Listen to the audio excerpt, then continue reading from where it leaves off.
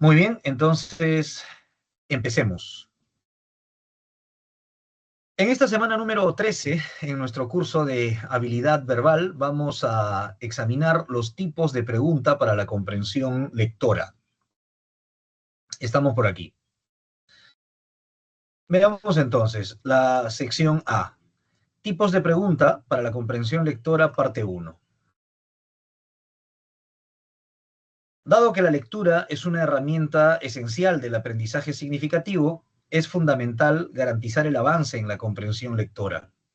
En virtud de esta consideración, la didáctica de la lectura debe anclarse en las formas idóneas que logren una adecuada evaluación de la comprensión de textos. Los principales tipos de ítems en comprensión lectora son los siguientes. Muy bien, vamos a examinar entonces esto. En primer lugar, vamos a ver las preguntas de jerarquía textual.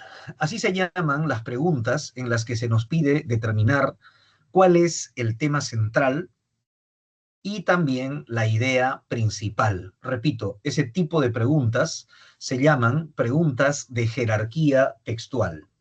Empecemos por aquí, la pregunta por el tema central. Cuando nos preguntan por el tema central de un texto, se refieren al concepto clave, al concepto más importante. Y lo que deben saber es que el tema central se formula desde el punto de vista gramatical como una frase nominal. Cuando yo digo una frase nominal, me refiero a una secuencia de palabras que no constituyen una oración. Debemos distinguir las frases de las oraciones. Son dos estructuras diferentes. La frase nominal es como si fuera un gran nombre, por eso se llama nominal. Aquí lo tenemos. El tema central es la frase nominal medular o la palabra clave del texto. Miren, aquí tenemos un ejemplo de cómo se formula el tema central. Por ejemplo, vamos a suponer que hemos leído un texto que nos habla de la ciencia y sus vicisitudes, y entonces formulamos el tema central de esta manera. Los obstáculos de la ciencia. Por ejemplo, la injerencia del poder político, la falta de recursos. Vamos a imaginar que hemos leído un texto. Muy bien.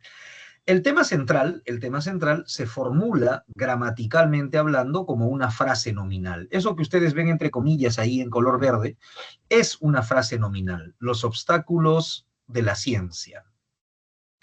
Por favor, no se confundan. Esa parte que he resaltado con color verde no es una oración. Las oraciones dicen algo de alguien o de algo. Aquí solamente estoy señalando los obstáculos de la ciencia, pero no digo de qué clase son, cuáles son, en qué consisten. De hecho, los obstáculos de la ciencia, al ser una frase nominal, es el equivalente de un nombre algo grande. ¿De qué hemos hablado en el texto? De los obstáculos de la ciencia. Muy bien, así es. Su categoría gramatical es la de frase nominal. Ahora veamos esto otro. La pregunta por la idea principal. La idea principal, gramaticalmente, se formula mediante una oración, ¿ya? La idea principal es el enunciado que tiene más jerarquía cognitiva en el texto. Cuando digo enunciado, me refiero a un enunciado aseverativo, es decir, a una oración que dice algo o de alguien. Repito, mientras el tema central se formula mediante una frase nominal, la idea principal se formula mediante una oración. La idea principal está profundamente relacionada con el tema central. Por ejemplo, si el tema central es, vamos a ver, miren, si el tema central es los obstáculos de la ciencia, la idea principal se enuncia así. Los obstáculos de la ciencia son de índole económica e ideológica. Miren ahí. Si ustedes se fijan, la parte que yo he resaltado con color verde dice los obstáculos de la ciencia. Ese es el tema central, el que está arriba, ¿no? Ya. La idea principal debe decir algo del tema central. Repito, el tema central es lo que está en verde, los obstáculos de la ciencia. Esa es una frase nominal. En cambio, la idea principal es una oración es una oración que dice algo del tema central. ¿Qué es lo que dice? Observen la parte resaltada con celeste. Los obstáculos de la ciencia son de índole, es decir, de naturaleza económica e ideológica. Lo que ustedes ven ahí resaltado con color celeste, eso es una oración. Estoy diciendo cuáles son los obstáculos de la ciencia. En cambio, lo que ustedes ven con color verde es una frase nominal. Recapitulando entonces, el tema central se formula, gramaticalmente hablando, como una frase nominal. Ejemplo, los obstáculos de la ciencia. En cambio, la idea principal se formula como una oración, es decir, un enunciado aseverativo. Ejemplo, los obstáculos de la ciencia son de índole económica e ideológica. Muy bien.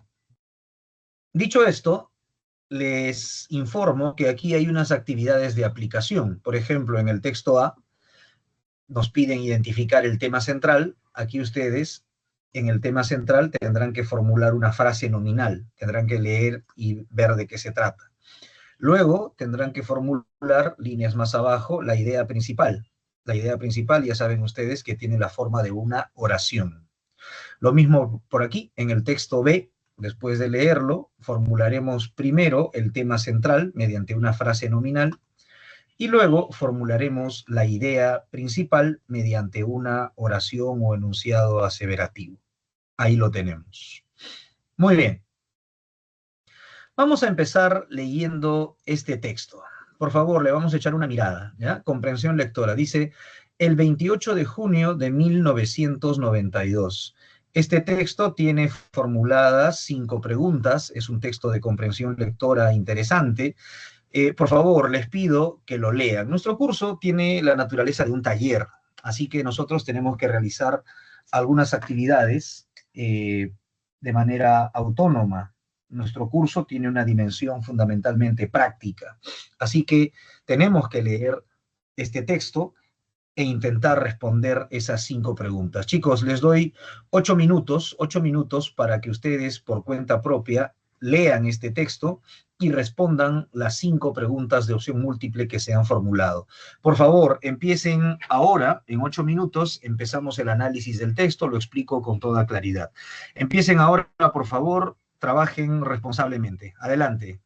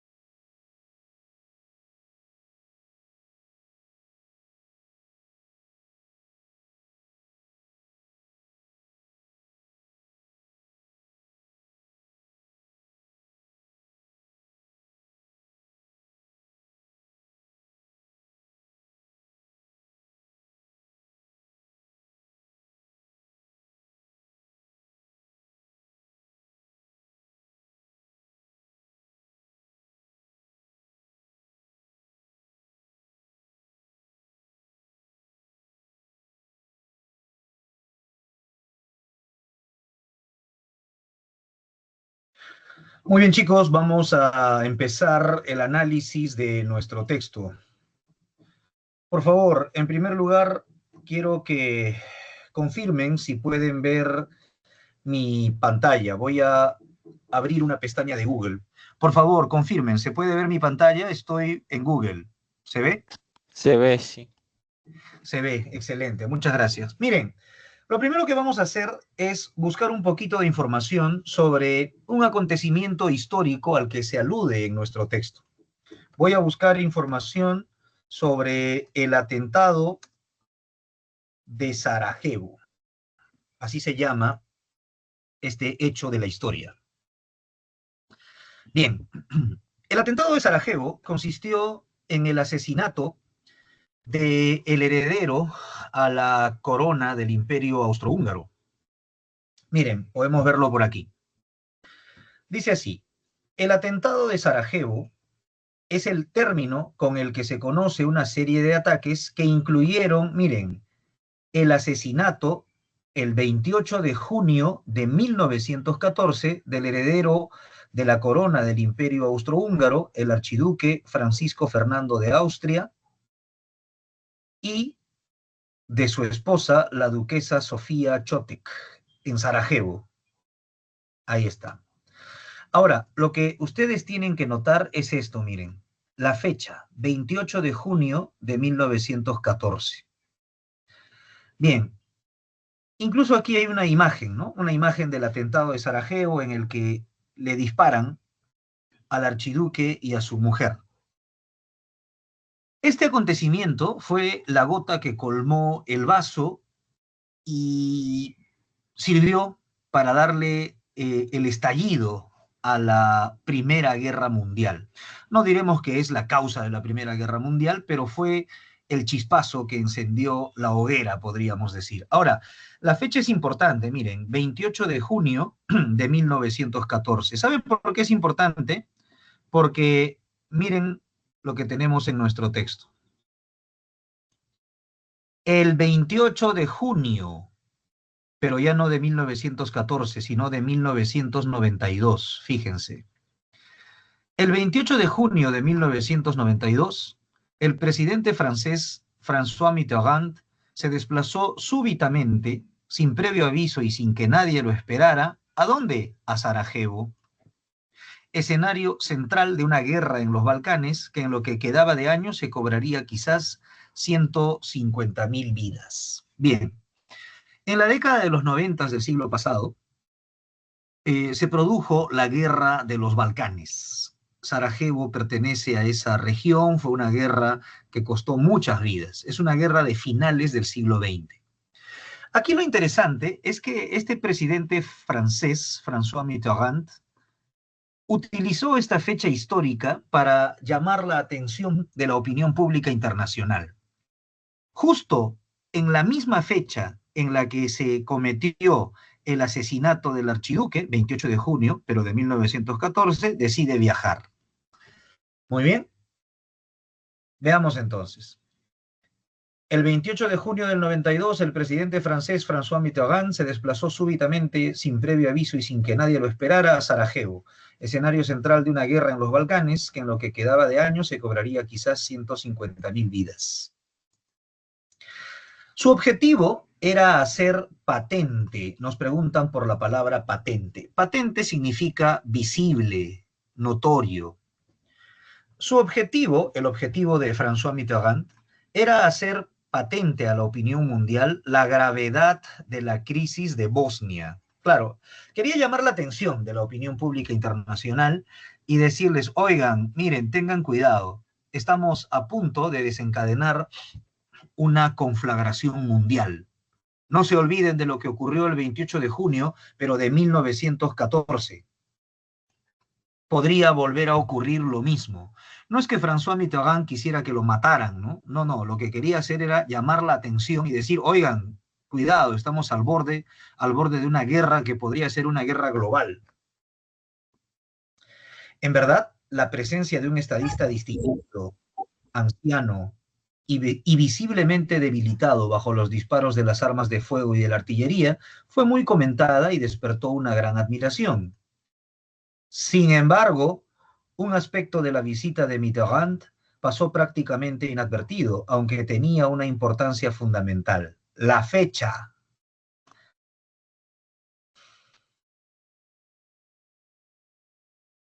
¿Por qué? ¿Por qué había elegido el presidente de Francia esa fecha? para ir a ese lugar, porque el 28 de junio era el aniversario del asesinato en Sarajevo, en 1914, del archiduque Francisco Fernando de Austria-Hungría, que desencadenó pocas semanas después el estallido de la Primera Guerra Mundial. Para cualquier europeo instruido de la edad de Mitterrand, es decir, para cualquier anciano de finales de los 90, era evidente la conexión entre la fecha, el lugar y el recordatorio de una catástrofe histórica precipitada por una equivocación política y un error de cálculo. La elección de una fecha simbólica era tal vez la mejor forma de resaltar las posibles consecuencias de la crisis de Bosnia. Esta crisis se produjo en los 90.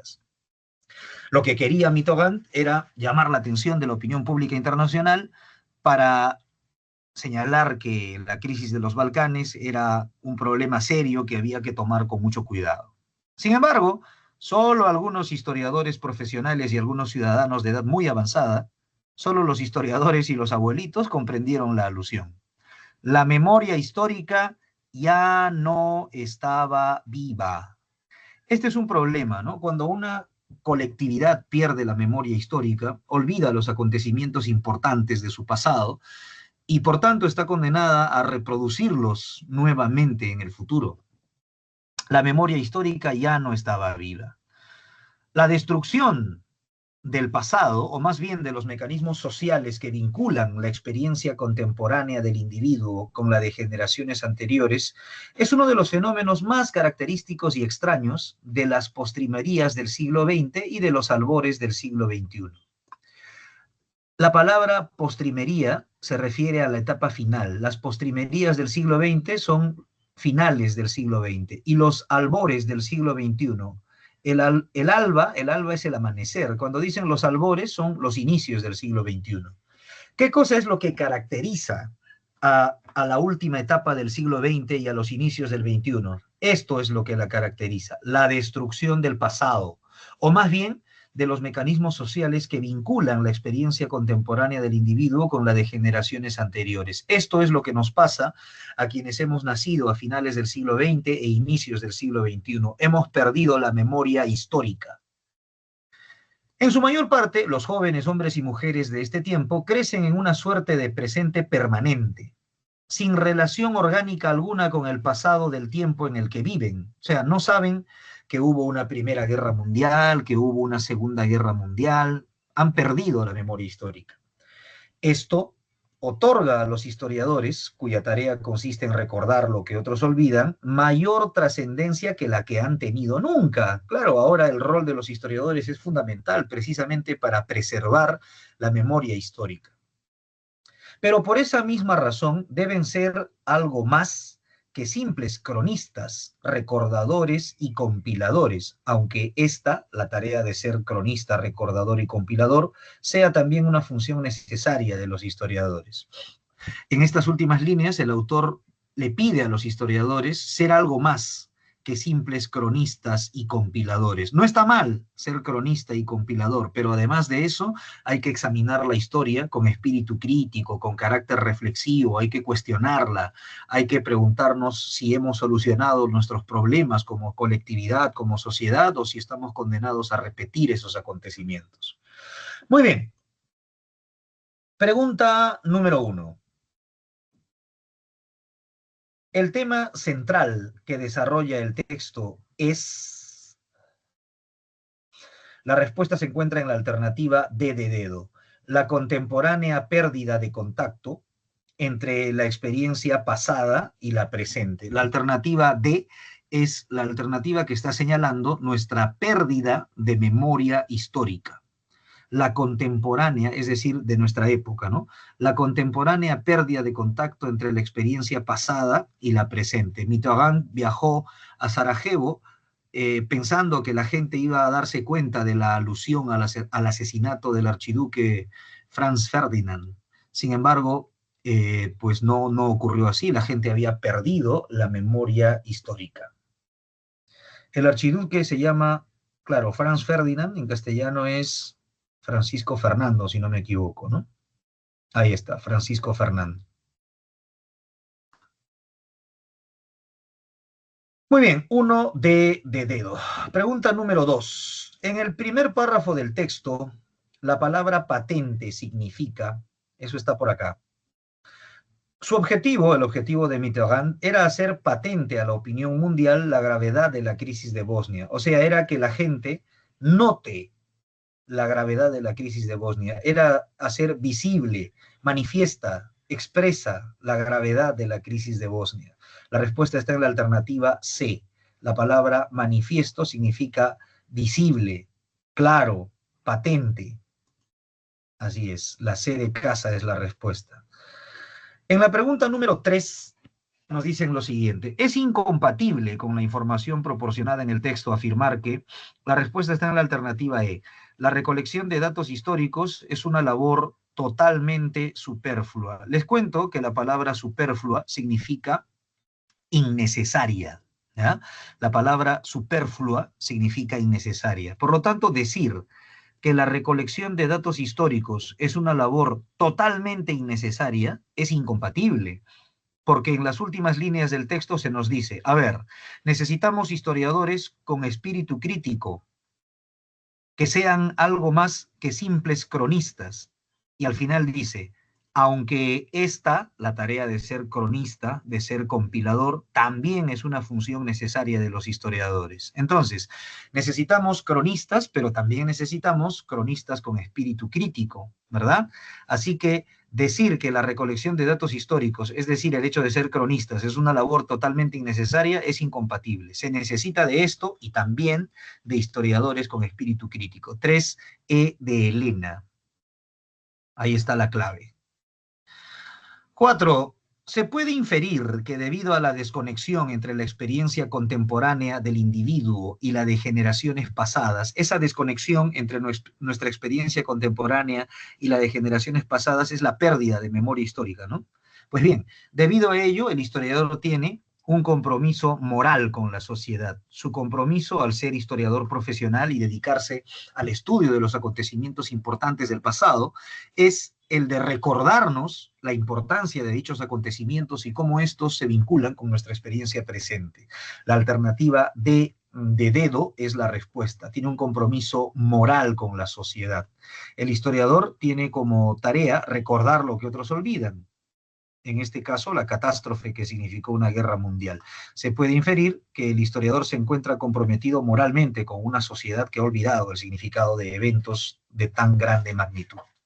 De dedo.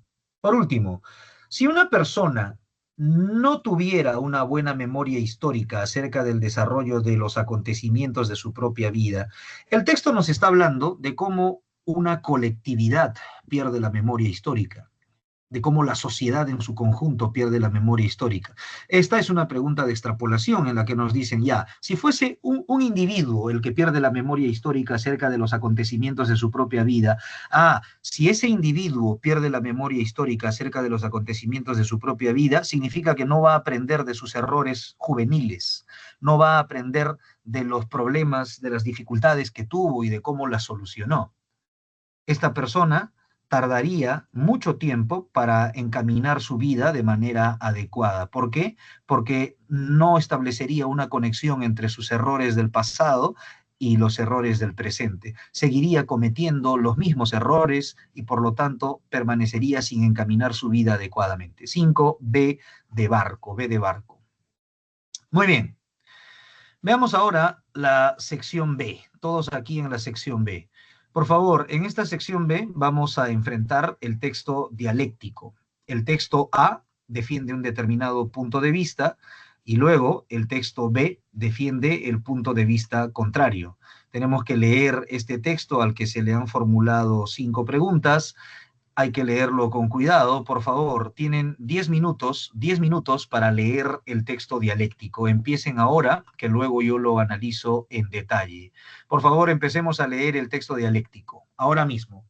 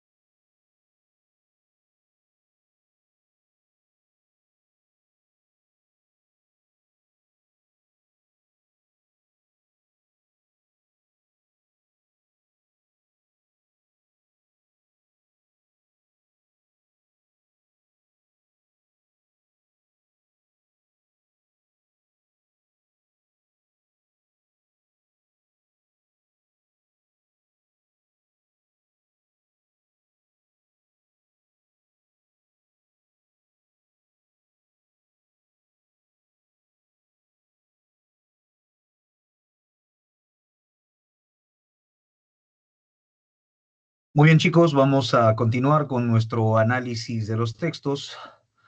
Voy a compartir nuevamente mi pantalla con ustedes y por favor, necesito que me confirmen. ¿Están viendo mi texto dialéctico? Debe decir sección B, texto uno. ¿Se ve? Sí, profe.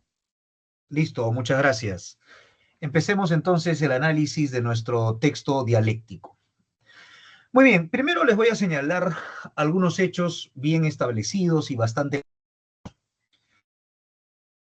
En todo el mundo, Rusia es el país que tiene la mayor cantidad de ojivas nucleares. Una ojiva nuclear es un explosivo muy poderoso.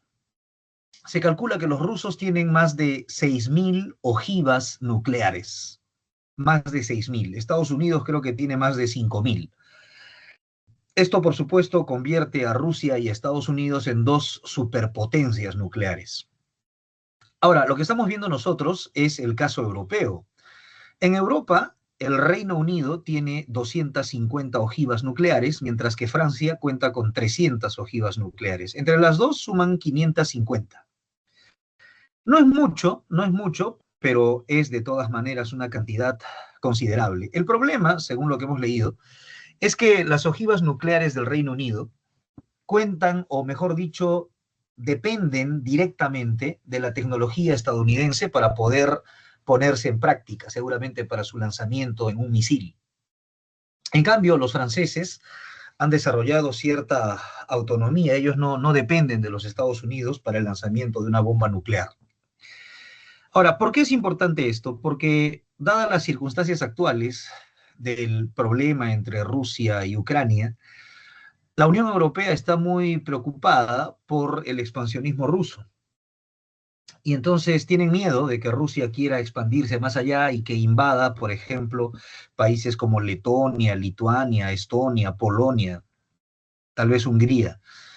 Y por eso los europeos están planteando la necesidad de rearmarse nuclearmente, incrementar su arsenal nuclear y también dejar de depender tanto de la tecnología estadounidense. El texto A que estamos viendo ahora mismo está a favor del rearme nuclear y sobre todo del hecho de que Francia sea algo así como la nación nuclearmente más poderosa y por lo tanto esta nación debería cumplir un rol estratégico en la defensa de la Unión Europea, ¿no?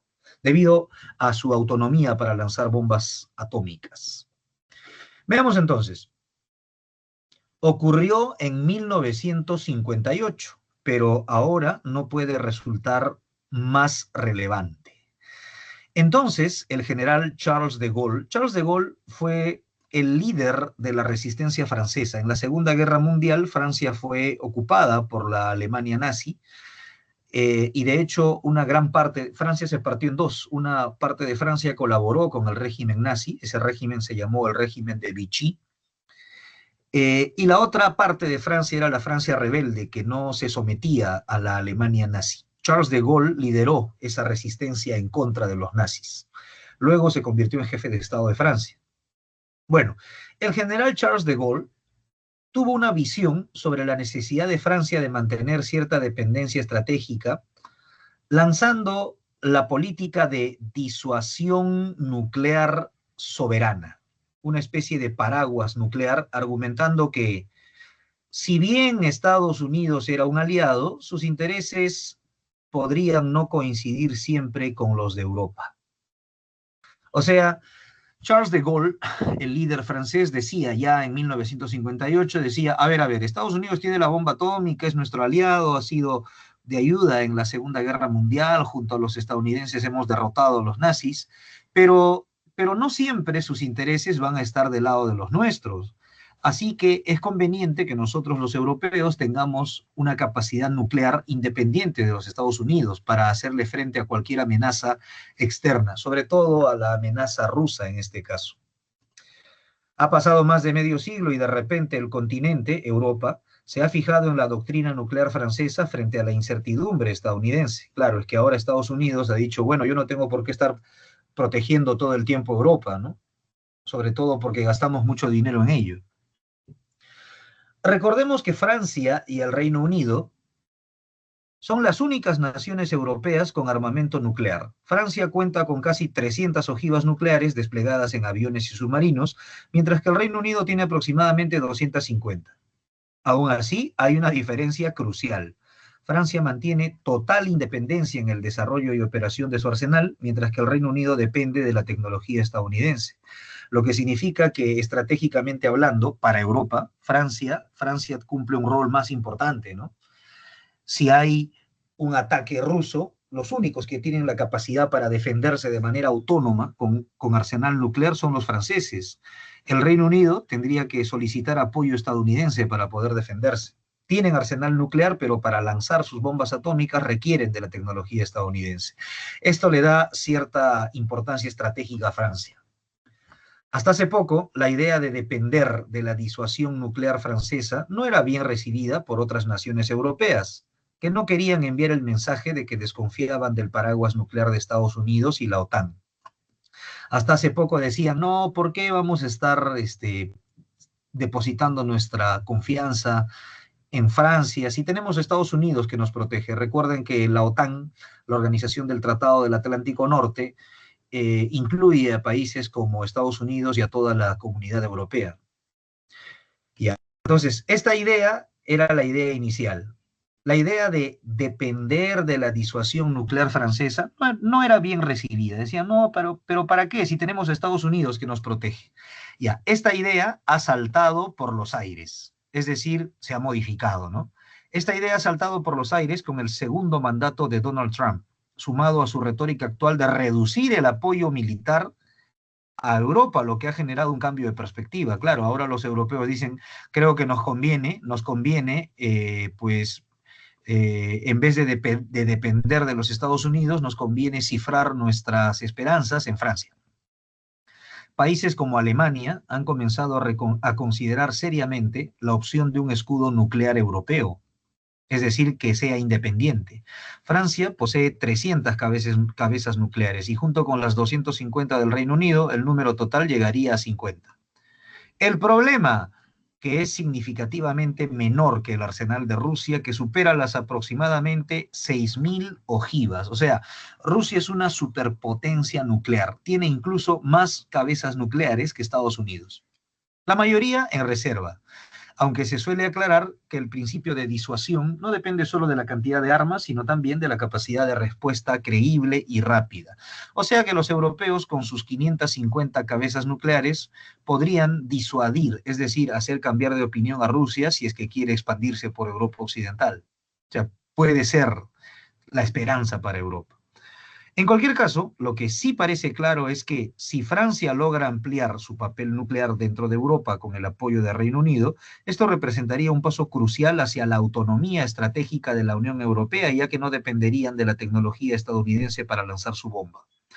El despliegue de aviones de combate con capacidad nuclear en Europa del Este no solo fortalecería la defensa del continente, sino que enviaría una señal política clara de unidad y determinación ante Rusia.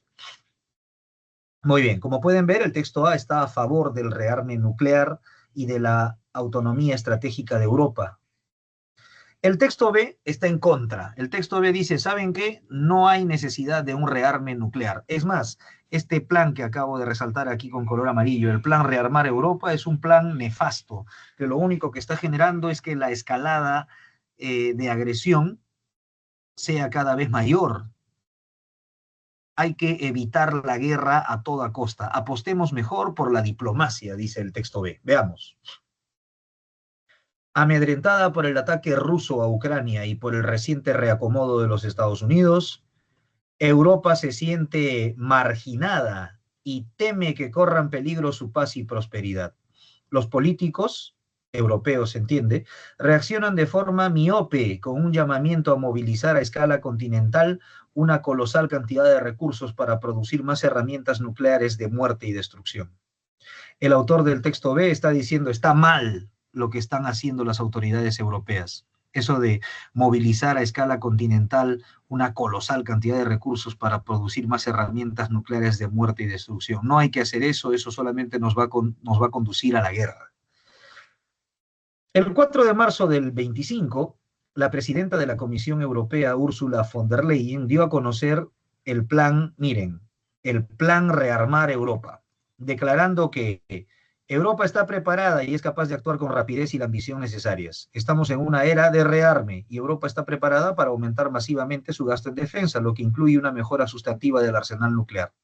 O sea que Ursula von der Leyen, la presidenta de la Comisión Europea, está a favor del rearme nuclear. La industria militar, que cuenta con ingentes, es decir, muy grandes recursos y una poderosa influencia sobre los políticos y los medios de comunicación, echa leña al fuego, aviva la tensión de un relato abiertamente beligerante. Es decir, están promoviendo un espíritu bélico de guerra. El miedo a Rusia se agita como un coco, ignorando convenientemente que Rusia tiene un Producto Bruto Interno inferior al de Italia. Como pueden ver, este texto está diciendo, oigan, ese miedo a Rusia es un miedo injustificado. Para empezar, la economía rusa es inferior a la economía italiana. No podrían sostener una guerra de largo aliento. Los políticos afirman, de forma totalmente injustificada, que Rusia tiene objetivos expansionistas en lo que toca a Europa, que suponen una amenaza para Berlín en Alemania, París en Francia y Varsovia en Polonia, cuando acaba de demostrar que ni siquiera es capaz de tomar su antiguo satélite, Kiev. O sea, el autor del texto está diciendo, ¿por qué se preocupan alemanes, franceses y polacos si estamos viendo que Rusia ni siquiera puede derrotar completamente a Ucrania? Y eso que Ucrania fue un antiguo satélite suyo, sobre todo en la Unión Soviética, ¿no? O sea, no hay tantos motivos para temer una invasión rusa de Europa Occidental. La propaganda de guerra se alimenta siempre instigando un miedo exagerado. Con diplomacia, Europa puede volver a su coexistencia pacífica y a la colaboración con Rusia, que el maldito asunto ucraniano ha trastornado. Este texto claramente está a favor del camino diplomático, a favor del camino de la paz, que no implique el rearme nuclear. Los grandes conflictos se han visto siempre precedidos de inversiones militares masivas. Desde 2009, el gasto militar mundial ha alcanzado cada año niveles récord sin precedentes y en el 2024 el gasto alcanzó un máximo histórico de 2.443.000 millones de dólares.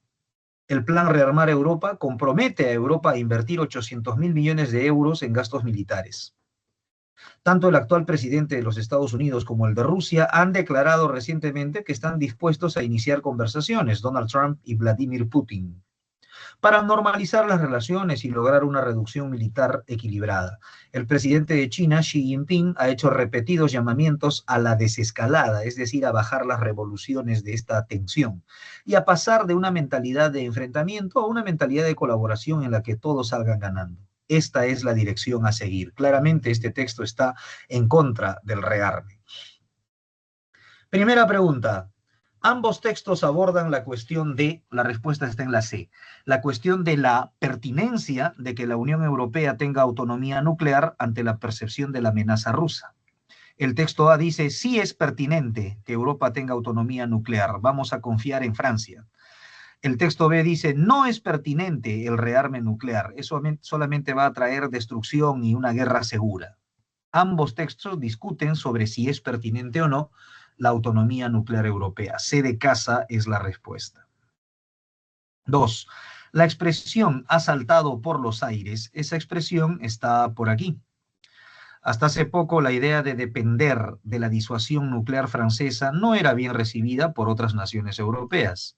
Esta idea ha saltado por los aires con el segundo mandato de Trump, que le ha reducido el apoyo militar a Europa. Entonces, esa idea ha cambiado, esa idea se ha modificado. A eso se refiere la pregunta número 2.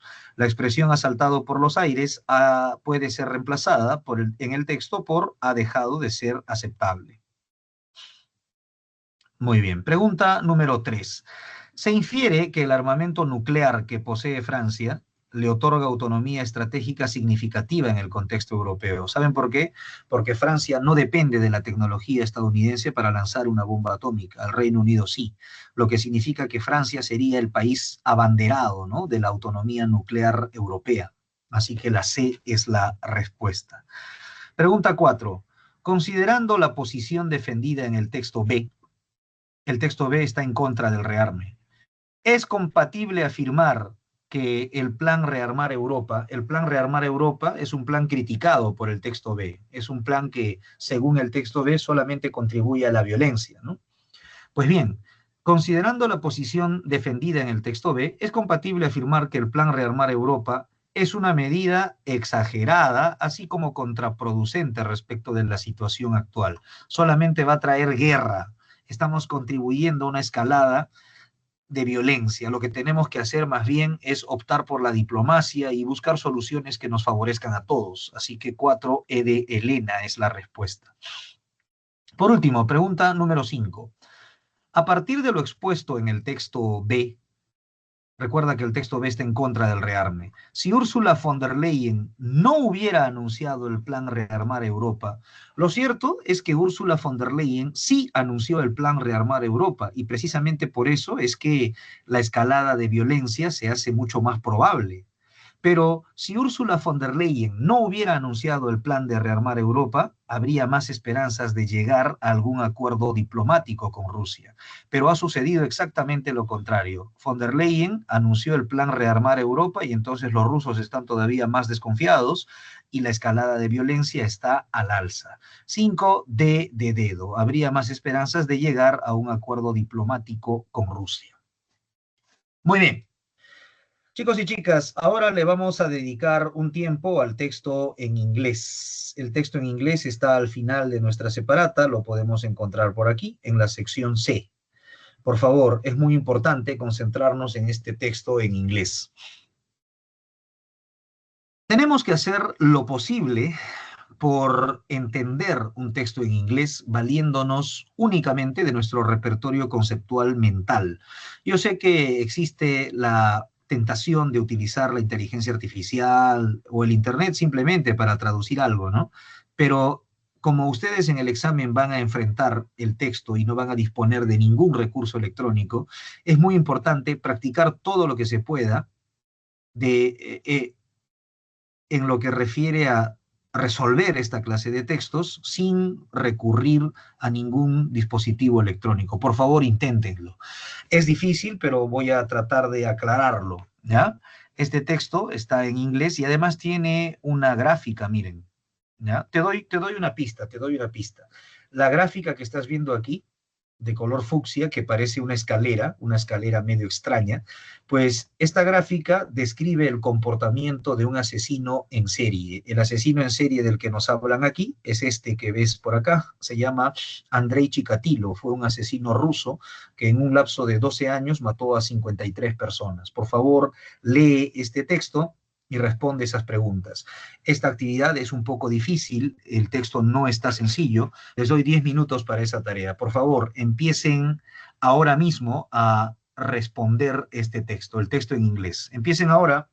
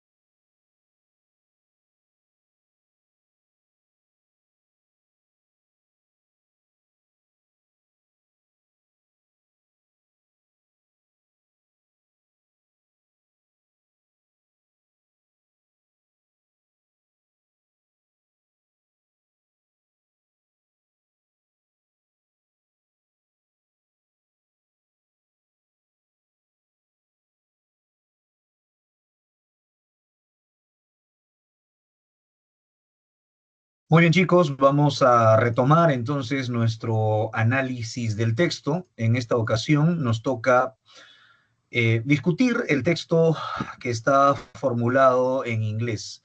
Por favor, confirmen si se puede ver mi texto. Debe decir sección C, passage 1. ¿Se ve?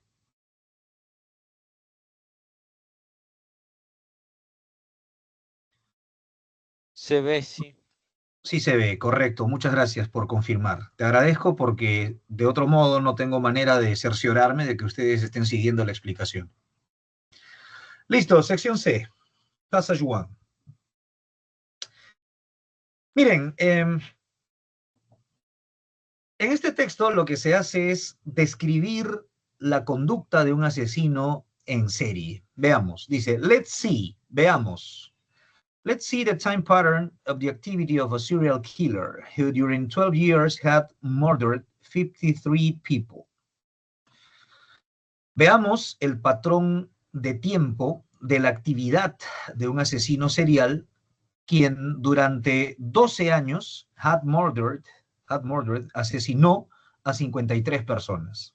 Se supone que esta gráfica que están viendo aquí es la que nos va a dar una idea del comportamiento del asesino en serie. Si se fijan, las fechas, miren, 22 de diciembre del 78, 80, 82, 83 hasta 1990. Efectivamente, del 78 al 90 hay 12 años. 12 años.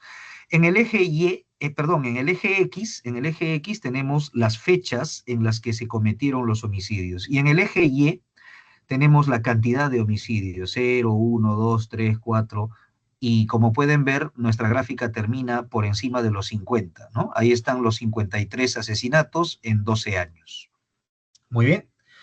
Dice, let's see the time pattern. Veamos el patrón de tiempo de la actividad de un asesino serial quien durante 12 años asesinó a 53 personas. The plot of the cumulative number of murders as a function of time is of Devil Staircase type. En este caso, la palabra plot significa gráfica, ¿ya? La gráfica o el cuadro acerca del número acumulado de asesinatos como una función de tiempo es del tipo de la escalera del diablo. Así llaman a esta gráfica que ven por aquí. Como pueden apreciar, se trata de una gráfica escalonada. El problema es que los escalones no son regulares, o sea, las graditas no tienen el mismo tamaño, no tienen la misma extensión. Por ejemplo, aquí la grada es grande, aquí la grada es mediana, aquí la grada es chiquita, aquí es más chiquita, un poquito más grande, mediana, chiquita, chiquita, chiquita, mediana, un poco más grande, mediana, chiquita. La idea es que esta gráfica nos está mostrando cómo se comportó el asesino en serie, quitándole la vida a 53 personas a lo largo de 12 años. A eso se refiere. La gráfica del número acumulado de asesinatos como una función de tiempo es del tipo de la escalera del diablo. Así la han llamado a esa función matemática. We propose a model according to which the serial killer commits murders when neuronal excitation in his brain exceeds certain threshold. Proponemos un modelo de acuerdo con el cual el asesino en serie comete los asesinatos cuando la excitación neuronal en su cerebro excede cierto umbral, cierto límite. ¿Ya?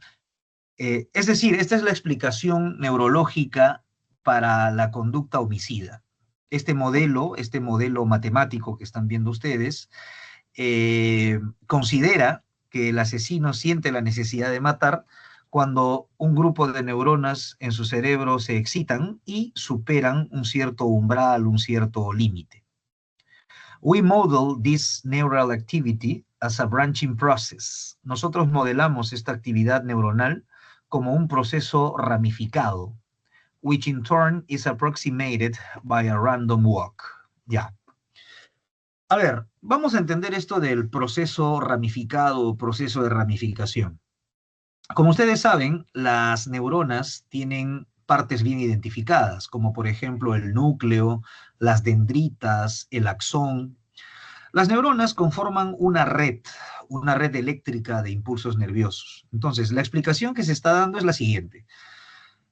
Cuando siente ganas de asesinar el homicida. El homicida siente ganas de asesinar cuando se activa un grupo neuronal, el cual, como está conectado con otras neuronas, empieza a pasarle esa actividad eléctrica a las neuronas adyacentes, a las neuronas que están cerca, que están al costado. A ese proceso en el que una neurona le contagia su excitación a otras que están cerca, a ese proceso se le llama proceso de ramificación. Modelamos esta actividad neuronal como un proceso de ramificación, el cual a su vez es aproximado by a random walk. Miren, la expresión random walk se refiere a una técnica estadística, ¿ya? Random walk se refiere a en español se conoce como paseo aleatorio. Es una herramienta estadística que sirve para modelar fenómenos impredecibles, fenómenos que no están sometidos a un patrón de regularidad. Miren, se los voy a mostrar, ¿ya? Vamos a suponer que yo por aquí busco la expresión random walk. Ahí está. Camino aleatorio o random walk. ¿Qué cosa es? Es una formalización matemática de la trayectoria que resulta de hacer sucesivos pasos aleatorios.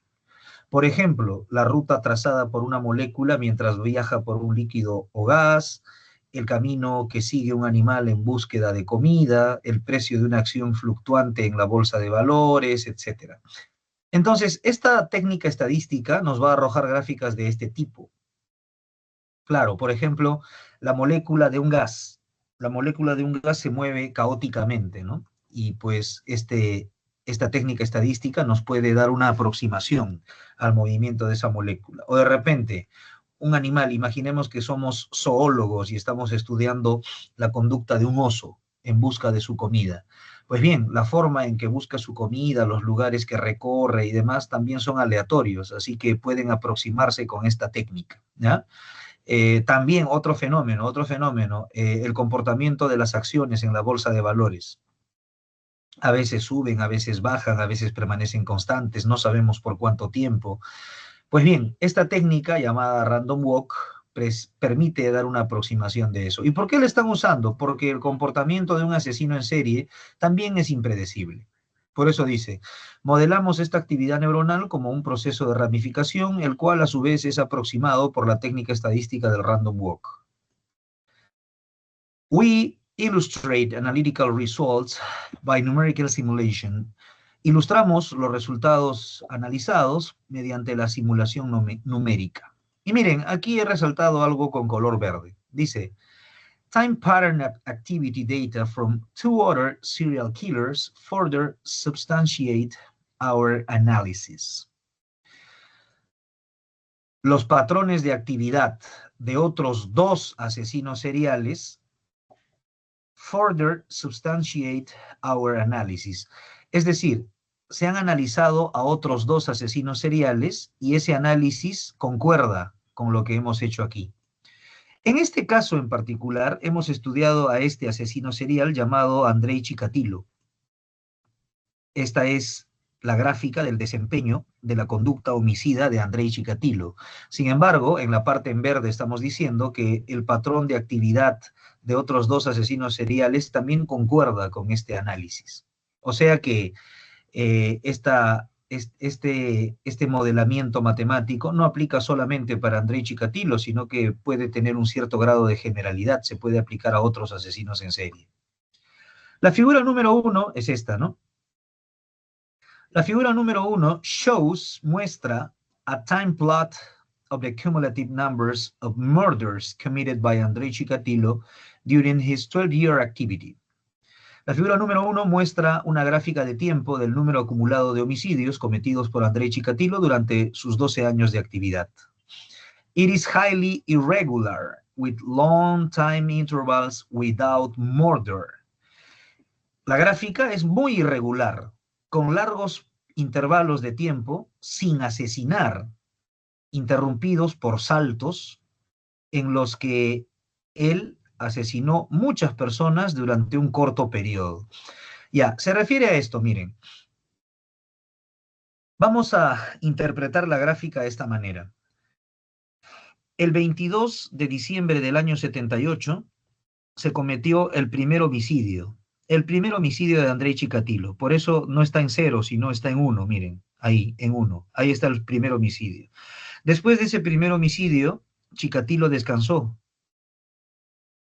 más o menos hasta el año 81, miren, entre el año 80 y el año 82, más o menos hasta el año 81, ahí cometió su segundo homicidio. Luego descansó casi un año y luego cometió otro homicidio, descansó un poquito, otro homicidio, descansó un poquito y aquí en este lapso empezó a matar seguido, miren. Luego descansó un poquito más y luego volvió a matar muy seguido, mató y en esta etapa en particular mató a muchísimas personas, miren. Luego descansó un buen rato, luego volvió a matar, descansó un rato más largo, volvió a matar y así. De esa manera tenemos que entender esta gráfica. Muy bien.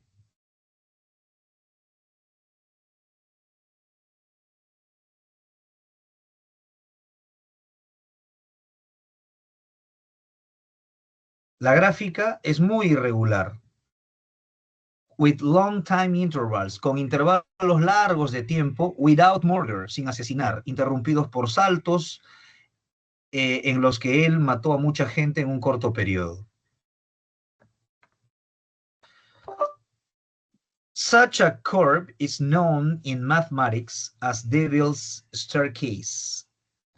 Esta curva que nos está ilustrando el comportamiento de Chikatilo, en matemáticas se conoce como la escalera del diablo, así se llama. Podemos caracterizar la escalera por la distribución de la longitud de los peldaños. Claro, los peldaños o gradas, ¿no? Aquí el peldaño es grande, luego más pequeño, luego más chiquitito, mediano, chiquitito, mediano, grande, chiquitito y así, ¿no? Dice, podemos caracterizar la escalera por la distribución de la longitud de los peldaños. La escalera de Chikatilo muestra cómo el número total de sus asesinatos creció con el tiempo, llegando a 53 en total. The time span begins, este análisis temporal empieza with his first murder, comienza con su primer asesinato el 22 de diciembre del 78 y termina con su arresto el 20 de octubre de 1990, 12 años. The shortest interval between murders, es decir, el intervalo más corto entre homicidios, was 3 days. El intervalo más corto entre homicidios tiene que ser un peldaño muy chiquitito. Debe ser uno de acá, miren. Un intervalo chiquitito, 3 días. Mató a una persona, descansó 3 días, volvió a matar. Y el más largo fue de 986 días. Sin duda, el periodo más largo es este de aquí. Después de su primer asesinato, desde el 78 hasta el 81, más o menos 3 años, ¿no? Claro, 986 días. El asesino, the murder dates, las fechas de los homicidios fueron determinadas sobre la base de la desaparición de las personas en cuestión. Ahí está. Muy bien. Primera pregunta. What is the purpose of the passage? Es decir, ¿cuál es la intención de este texto? La respuesta está en la alternativa B. Reportar mediante una gráfica, report through a plot, sobre los crímenes cometidos por un asesino serial. Así es, esa es la intención. El texto informa, empleando una gráfica en forma de escalera, sobre la conducta criminal de Andrei Chikatilo. B de barco es nuestra respuesta. 2. La expresión random walk refers to, se refiere a random walk es una técnica estadística, es a probabilistic method. La expresión random walk se refiere al método estocástico empleado para modelar la conducta homicida de Andrei Chikatilo. Es un método probabilístico. La estocástica tiene que ver con la teoría de las probabilidades, ¿ya? Es un método probabilístico. Ahí está, la A es la respuesta. 3. It is not compatible. No es compatible. No es compatible con el texto mantener que the murders, es decir, que los homicidios. No es compatible con el texto afirmar que los homicidios, la respuesta está en la E, were carried out with a frequency that kept constant. Así es. No es compatible sostener que los homicidios fueron llevados a cabo con una frecuencia que permaneció constante. Ya, eso es incompatible, porque de hecho lo que caracteriza el comportamiento de Andrei Chikatilo es que la longitud de los peldaños era diferente, larga, pequeña, mediana, chiquita, muy chiquita. Decir que los homicidios fueron llevados a cabo con una frecuencia que permaneció constante, eso es totalmente incompatible. Si hubiese sido constante, la gráfica de escalera tendría peldaños del mismo tamaño. Claro, porque imagínate que el asesino matara cada 5 meses. La escalera tendría peldaños de 5 meses, igualitos, ¿no? Sería una escalera regular y no es el caso, ¿no? Por eso no es compatible afirmar que los asesinatos fueron desarrollados o llevados a cabo con una frecuencia que permaneció constante. Este es el enunciado incompatible. Pregunta número 4. It is inferred, se infiere that the mathematical modeling explained in the text about the homicidal performance of a serial killer. Se infiere que el modelamiento matemático explicado en el texto sobre el desempeño homicida de un asesino serial, la respuesta está en la B, has a certain degree of generality. Es decir, tiene un cierto grado de generalidad. Profesor, ¿de dónde saca eso? Eso lo saco de acá porque el caso de Andrei Chikatilo es el caso estudiado, pero la parte en verde nos dice que el patrón de tiempo de la actividad de otros dos asesinos también concuerda con este análisis, lo que significa que este análisis pretende un cierto grado de generalidad, no funciona solamente para Chikatilo, sino para cualquier otro asesino. La respuesta está en la alternativa B de Barco. Se infiere que el modelamiento matemático explicado en el texto sobre el desempeño homicida de un asesino serial has a certain degree of generality, tiene un cierto grado de generalidad. Pregunta número 5. If the neuronal excitation, si la excitación neuronal en el cerebro del asesino nunca excediera el umbral mencionado en el texto, ya. Lo cierto es que neurológicamente funciona así. Cuando un grupo de neuronas se activan y esa excitación sobrepasa un cierto umbral o límite, aquí es la palabra threshold. Ya, eso es lo que ocurre realmente. Cuando un grupo de neuronas se activan y superan ese cierto umbral, ¿qué ocurre? El asesino siente la necesidad de matar. Pregunta, si la excitación neuronal del cerebro del asesino nunca excediera ese umbral, entonces no se produciría la necesidad de matar. The imperative need to kill, la necesidad imperativa de matar personas, no aparecería. Would not arise. La respuesta está en la alternativa C. Si no se excitaran esas neuronas, entonces la necesidad imperativa de matar personas no despertaría. La respuesta está en la alternativa C de casa, C de casa. Muy bien, eso con respecto a nuestro texto en inglés. Al final hay un texto que no tiene preguntas, sería bueno que lo lean, pero nosotros vamos a continuar resolviendo preguntas de opción múltiple. Ahora vamos aquí, por favor. Texto 3. Dice, Hitler era bastante lamentable, un tipo incapaz de amistades y afectos verdaderos. Ese texto tiene un total de 5 preguntas. Tienen 8 minutos para leer el texto 3. Por favor, empiecen a leer el texto 3 ahora mismo. Hitler era bastante lamentable. Empiecen ahora, por favor.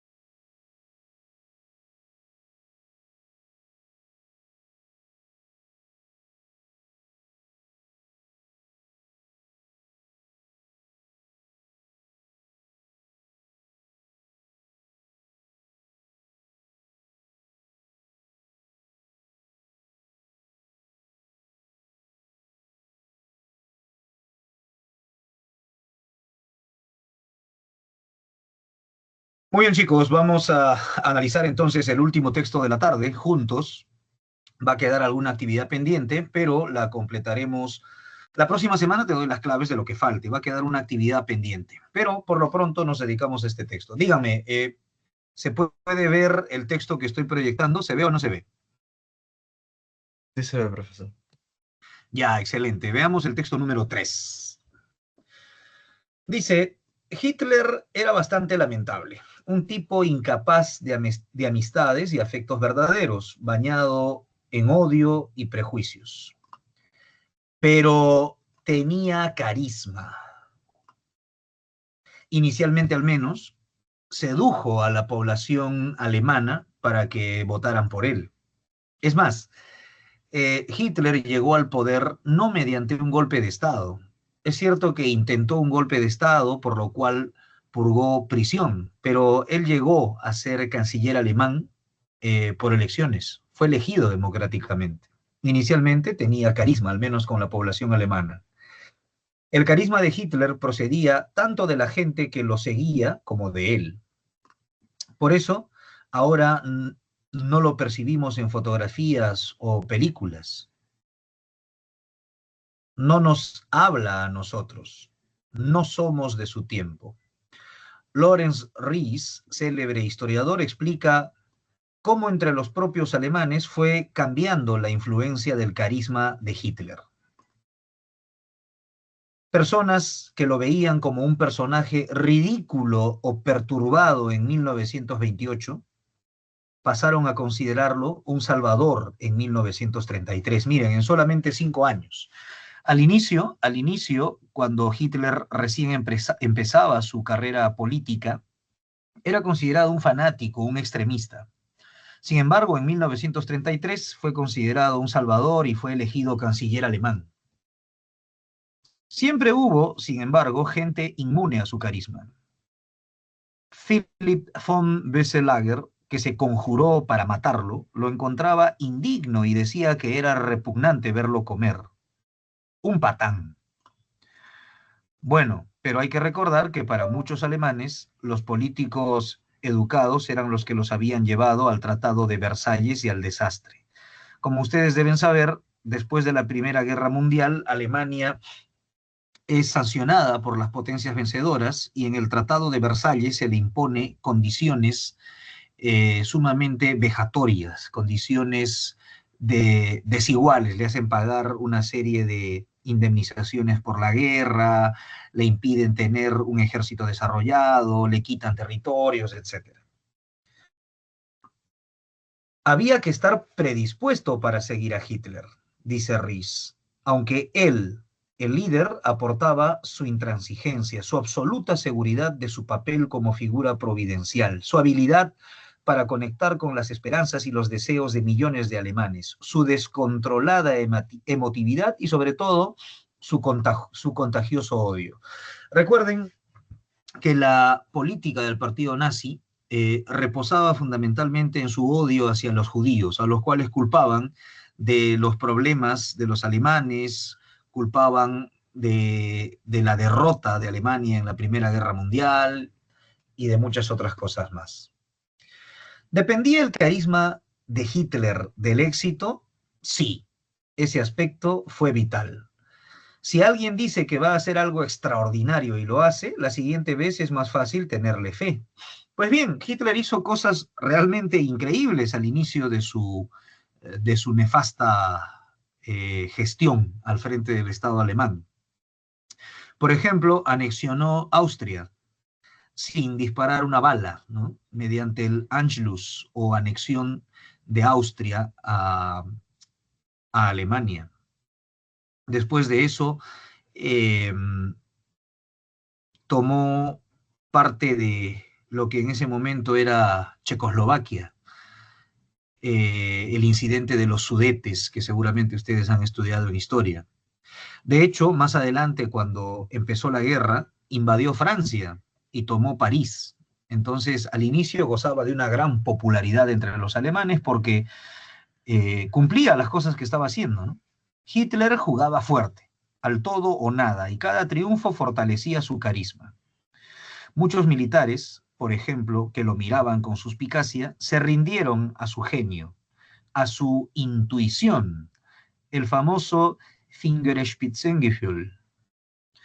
Esta palabra es una palabra alemana que se refiere a la capacidad para examinar el escenario de guerra y responder frente a una situación crítica de manera eficiente, dando una solución.